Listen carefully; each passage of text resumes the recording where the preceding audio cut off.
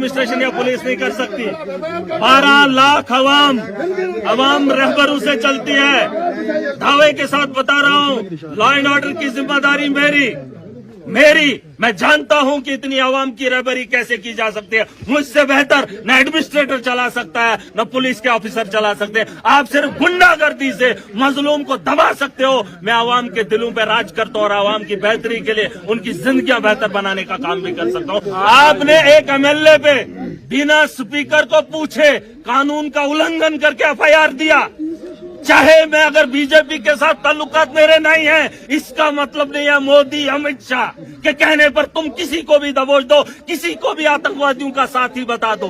बात वो नहीं है। बहुत हो गया तमाशा। इस मुल्क के अंदर जीना बहाल हो गया है। इंसानों की मौतों का कोई भी अंदाजा नहीं है, लेकिन कोई पूछताछ नहीं। बड़े आदमी को गोली भी मार दे तो सवाल होते हैं। एक गरीब की मौत के घाट उतार दिए जाए तो कोई सवाल नहीं होता है। मत कर, मुझे जाने दो। जिन लोगों, अरे सुन तो लो, जिन लोगों की लड़ाई मैं लड़ रहा हूँ, मैं उनके तहफ्फुज़ का भी जिम्मेदारी उठा रहा हूँ। मैं जानता हूँ कि रोज रोज मरने से बेहतर है जब वक्त आ जाए तो एक ही बार जान की बाजी लगा लो। बस यहाँ वो गांव है जहाँ मैंने नौजवानों के लाशें भी ढोई हैं, बिना मतलब के मौतें हुई।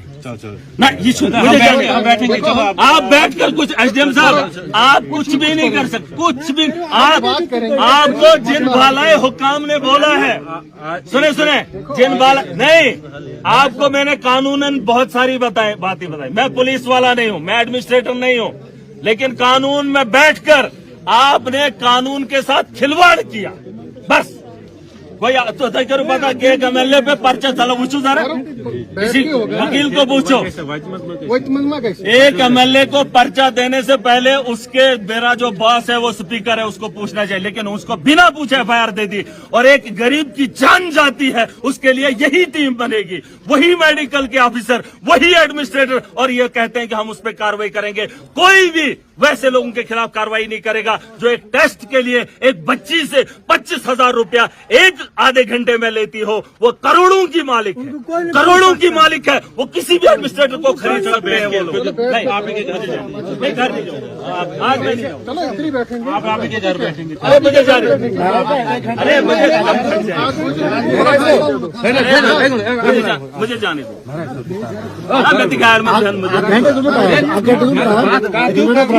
यार घर नहीं जाना, इधर बैठना, गाँव में बैठा। मैंने आपको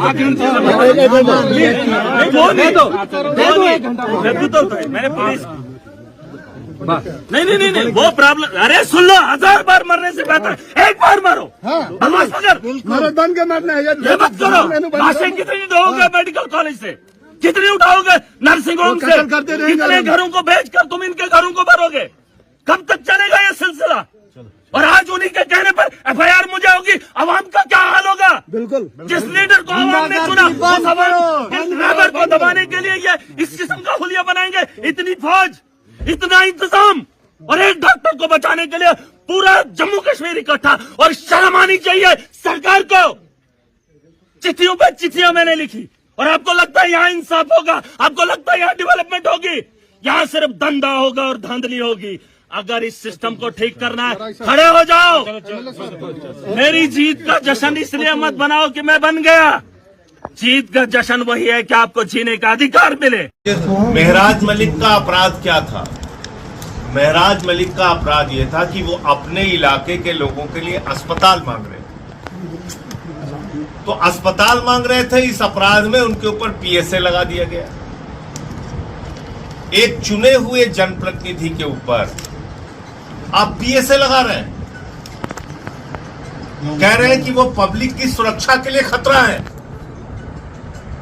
जो व्यक्ति पब्लिक के लिए अस्पताल मांग रहा है उसको आप कह रहे हैं कि वो पब्लिक की सुरक्षा के लिए खतरा है। और खाली अस्पताल का इशू नहीं, बहुत सारे मुद्दों पे वो जनहित की बातें मेहराज मलिक हमेशा उठाते रहे, उनके लिए लड़ते रहे। जो एक डेमोक्रेसी के अंदर चुने हुए जनप्रतिनिधि का दायित्व है, काम है, वो काम किया उन्होंने। आपने उठा के उनके ऊपर वो धाराएं लगा दी जो आतंकवादियों के खिलाफ जो कार्रवाई होती है वो कार्रवाई आपने महराज मलिक के खिलाफ कर दी। तो ये पूरी तरीके से गैर संवैधानिक है, गैर कानूनी है, और इसी के कारण पार्टी के राष्ट्रीय संयोजक अरविंद केजरीवाल जी ने सीधा कहा है कि इस लड़ाई को हम तब तक जारी रखेंगे जब तक इसमें न्याय नहीं मिल जाता। हम चुप बैठने वाले नहीं हैं, और आप ऐसे हमारी पार्टी को हर जगह क्रश करने की, बर्बाद करने की जो एक भारतीय जनता पार्टी की घिनौनी राजनीति है, उसका हम जम के मुकाबला करेंगे। भारत के प्रधानमंत्री और उनकी पार्टी एक ही काम कर रही है पूरे देश में, जहां आम आदमी पार्टी बढ़े उसको वहां पर दबा दो, और उसका सबसे अच्छा तरीका है आप उनके ऊपर मुकदमा लिखिए, उनके नेताओं को जेल में डालिए और उनकी आवाज को दबाइए। आपने अरविंद केजरीवाल को पकड़ के जेल में डाल दिया, आपने मनीष सिसोदिया को पकड़ के जेल में डाल दिया, आपने सत्येंद्र जैन को पकड़ के जेल में डाल दिया, आपने मुझे पकड़ के जेल में डाल दिया।